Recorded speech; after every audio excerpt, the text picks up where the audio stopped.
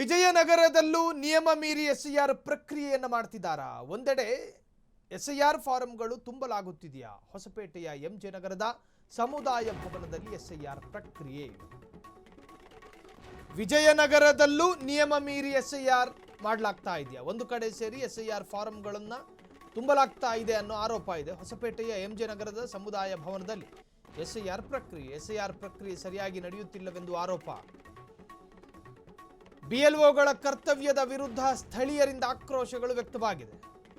ಮನೆ ಮನೆಗೆ ಹೋಗದೆ ಒಂದೆಡೆ ಸೇರಿ ಎಸ್ಐಆರ್ ಮಾಡ್ತಿರೋ ಆರೋಪ. ಸಮಯ ಉಳಿಸೋ ಪ್ರಯತ್ನ ಅಂತೇಳಿ ಅವ್ರು ಹೇಳುತ್ತಾರೆ. ಒಂದೊಂದು ಮನೆಗೆ ಹೋಗಿ ನಿಮ್ಮ ಹೆಸರೇನು, ನಿಮ್ಮ ಹೆಂಡ್ರ ಹೆಸರೇನು, ನಿಮ್ಮ ಹೆಂಡ್ರ ತಂಗಿ ನಾದ್ನಿ ಹೆಸರೇನು, ಹಿಂಗೆಲ್ಲ ಕೇಳ್ಕೊಂಡು ಕೂತ್ಕೊಳ್ಳೋಕೆ ಅಧಿಕಾರಿಗಳಿಗೂ ಕೂಡ ಟೈಮ್ ಇರೋದಿಲ್ಲ. ನಾನು ಹಿಂಗೆ ಮಾಡಬೇಕು ಅಂತ ಹೇಳ್ತಿರೋದಲ್ಲ, ಬದಲಾಗಿ ಅಧಿಕಾರಿಗಳು ಕೊಡುವಂಥ ಕಾರಣಗಳಿವು. ಎಲ್ಲರನ್ನೂ ನೀವು ಒಟ್ಟು ಸೇರಿಸಿ ಸಮುದಾಯ ಭವನದಲ್ಲಿ ಎಸ್ಐಆರ್ ಪ್ರಕ್ರಿಯೆ ಮಾಡೋದು ಯಾಕೆ ಅಂತ ಕೇಳಿದಾಗ ಸಮಯ ಉಳಿಯುತ್ತೆ, ಬುದ್ಧಿವಂತಿಕೆ, ಸ್ಮಾರ್ಟ್ ವರ್ಕು ಅಂತ ಕರೀತಾರೆ ನೋಡಿ. ಅದನ್ನು ಸ್ಮಾರ್ಟ್ ವರ್ಕ್, ಬುದ್ಧಿವಂತಿಕೆಯಿಂದ ಕೆಲಸ ಮುಗಿಸೋದು ಅಂತ. ನೀವು ಮಸೀದಿಗಳಲ್ಲೂ, ಮಂದಿರಗಳಲ್ಲೂ, ಚರ್ಚ್ಗಳಲ್ಲೂ, ಸಮುದಾಯ ಭವನಗಳಲ್ಲಿ ಯಾಕೆ ಮಾಡ್ತಾ ಇದ್ದೀರಿ? ಇದರಲ್ಲಿ ನಮಗೇನೋ ಒಂತರಹದ ಪಾರದರ್ಶಕ ಅಲ್ಲದೇ ಇರತಕ್ಕಂತಹ ವಾಸನೆ ಬಡಿತಾ ಇದೆ ಅಂಥೇಳಿ ಒಂದಷ್ಟು ಜನರ ಅಲಿಗೇಷನ್, ಆರೋಪ. ಕುಮಾರಸ್ವಾಮಿ ಆ ವಿಡಿಯೋವನ್ನು ತೋರಿಸಿ ಹೇಳ್ತಾರೆ ನೋಡಿ, ಹಿಂಗೆಲ್ಲ ಮಾಡೋದಕ್ಕೆ ಬರೋದಿಲ್ಲ. ಎಸ್ಐಆರ್ ಎನ್ನುವಂತಹ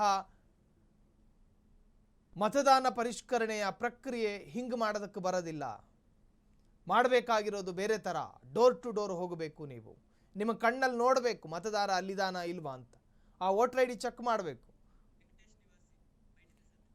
ಎಸ್, ಇನ್ನು ಈ ಬಗ್ಗೆ ವೆಂಕಟೇಶ್ ಎನ್ನುವಂತಹ ನಿವಾಸಿ ಮಾತನಾಡಿದ್ದಾರೆ, ನೋಡ್ಕೊಂಡು ಬರೋಣ. ಖಂಡಿತ ಸರ್, ನಮ್ಮ ಈ ಒಂದು ಜಿಲ್ಲಾಡಳಿತದ ಈ ಒಂದು ಏನು ನಡೀತಾ ಇದೆ ಎಸ್ಐಆರ್ ಪ್ರಕ್ರಿಯೆ, ಅದು ನಮಗೆ ತೃಪ್ತಿ ತಂದಿಲ್ಲ. ಯಾಕೆ ತೃಪ್ತಿ ತಂದಿಲ್ಲ ಅಂತ ಹೇಳಿದ್ರೆ, ನಮ್ಮ ವಿಜಯನಗರ ಜಿಲ್ಲೆ ಹೊಸಪೇಟೆಯನ್ನು ನಾವು ಅಧ್ಯಯನ ಮಾಡೋದಾದರೆ ಇಲ್ಲಿ 60 ಸ್ಲಮ್ಗಳಿದ್ದಾವೆ. ನಗರದ ಶೇಕಡ 80ರಷ್ಟು ಭಾಗದ ಜನತೆ ಸ್ಲಮ್ಗಳಲ್ಲಿರ್ತಕ್ಕಂಥವ್ರು, ವಿದ್ಯೆ ಜಾಸ್ತಿ ಇಲ್ಲದೆ ಇರ್ತಕ್ಕಂಥವ್ರು. ಅಂಥವ್ರು ಕೂಲಿ ಕಾರ್ಮಿಕರು ಎಲ್ಲ ಕೆಲಸಗಳಿಗೆ ಹೋಗಿರ್ತಾರೆ. ಅವ್ರಿಗೆ ಅರ್ಜಿ ತೆಗೆದುಕೊಂಡು ಬಂದು ಇದನ್ನು ಅರ್ಜಿ ತುಂಬಿ ಕೊಡ್ರಿ ಅಂತಕ್ಕಂಥ ಕೆಲಸವನ್ನು ಮಾಡಿದಾಗ ಅರ್ಜಿ ಹೆಂಗೆ ತುಂಬಬೇಕು ಅನ್ನೋದೇ ಇಲ್ಲಿ ಭಾಳಷ್ಟು ಯಕ್ಷ ಪ್ರಶ್ನೆ ಆಗಿದೆ. ಹೆಂಗೆ ಬೇಕಂಗೆ ಎಸ್ಐಆರ್ ಪರಿಷ್ಕರಣೆ ಮಾಡಿದ್ರೆ ಖಂಡಿತ ಇದರಿಂದ ನಷ್ಟ ಆಗೋದು ನಮ್ಮ ಬಡ ಜನರಿಗೆ. ಎಲ್ಲಿ ಮತದಾನದ ಹಕ್ಕಿರಲ್ಲೋ ಅಲ್ಲಿ ನಿಮಗೆ ಗ್ಯಾರಂಟಿಗಳು ಇರಲ್ಲ, ಸರ್ಕಾರಿ ಸವಲತ್ತುಗಳಿರಲ್ಲ ಅಂತೇಳಿ ಸರ್ಕಾರ ಮತ್ತು ನಮ್ಮ ಮುಖ್ಯಮಂತ್ರಿ DK ಶಿವಕುಮಾರ್ ಅವರು ಘಂಟಾಘೋಷವಾಗಿ ಹೇಳ್ತಾ ಇದ್ದಾರೆ. ಸ್ವಾಮಿ, ನಿಮಗೆ ಇಷ್ಟೇ ಪ್ರಶ್ನೆ, ಜನರಿಗೆ ಏನಾದರೂ ಕೊಡಬೇಕು ಅಂತ ಹೇಳಿದ್ರೆ ಈ ರೀತಿಯ ಮುಲಾಜು ಇಟ್ಕೊಂಡು ಕೊಡಬೇಕಂತ ಮಾಡಿದ್ರು. ಒಂದು ಕಡೆ ಕೊಡೋದು, ಈ ರೀತಿಯಲ್ಲಿ ಕಸ್ಕೊಳ್ಳೋ ಕೆಲಸ ಮಾಡ್ತಾಯಿದ್ರೆ ನಿಜವಾಗ್ಲೂ ನಿಮ್ಮ ಸರ್ಕಾರದ ಈ ಒಂದು ಕ್ರಮಕ್ಕೆ ನಮ್ಮ ಬಡ ಜನತೆಯಿಂದ ಇಡೀ ಶಾಪ ಆಗ್ತಾ ಇದ್ದೀವಿ. ಇನ್ನು ಮುಂದಾದರೂ ವಿಜಯನಗರ ಜಿಲ್ಲಾಡಳಿತ ಎಚ್ಚರಿಕೆ ವಹಿಸಬೇಕು. BLOಗಳಿಗೆ ಮನೆ ಮನೆಗೆ ಹೋಗಿ SIR ಪ್ರಕ್ರಿಯೆಯನ್ನು ಮಾಡಬೇಕು. ಯಾವ ಜನರಿಗೆ ಅಕ್ಷರ ಜ್ಞಾನ ಇಲ್ವೋ, ಯಾವ ಜನರು ಇದರಿಂದ ತುಂಬಲಿಕ್ಕೆ ಅಸಮರ್ಥರಿದ್ದಾರೋ ಅವ್ರ ಜೊತೆಗೆ ನಿಂತು ಈ ಎಲ್ಲ ಪ್ರಕ್ರಿಯೆಯನ್ನು ಚೆನ್ನಾಗಿ ಮಾಡಬೇಕು ಅನ್ನುವಂಥ ಆಗ್ರಹವನ್ನು ಮಾಡ್ತೇವೆ.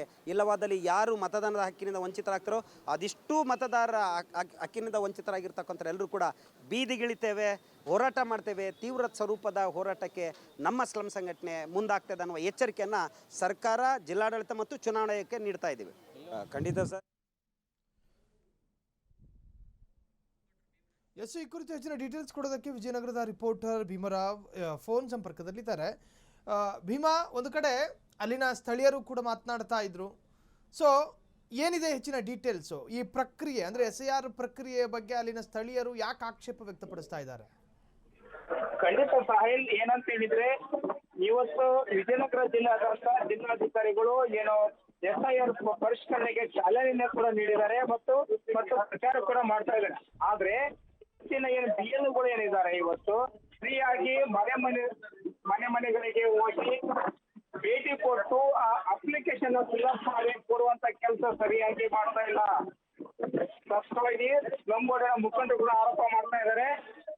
ಯಾಕಂತ ಹೇಳಿದ್ರೆ ಇವತ್ತು ಅನಕ್ಷರಸ್ಥರು ಕೂಡ ಇವತ್ತು, ಯಾಕಂದ್ರೆ ಅಪ್ಲಿಕೇಶನ್ ಬರೆದು ತುಂಬಿ ಕೊಡುವಂತ ಸಾಮರ್ಥ್ಯ ಆ ಜನರಿಗಿಲ್ಲ. ಇವತ್ತು ಒಂದ್ ವೇಳೆ ತುಂಬಿ ಕೊಟ್ಟಿಲ್ಲ ಅಂತ ಅನ್ನೋದಾದ್ರೆ ಇವತ್ತು ಅವರು ಮತದಾರ ಪಟ್ಟಿಯಿಂದ ಹೊರಗುಳಿತಾರೆ. ನಿಜವಾಗ್ಲೂ ಕೂಡ ಇವತ್ತು ಅವರಿಗೆ ತೊಂದರೆ ಆಗ್ತಿರ್ತದೆ ಇವತ್ತು.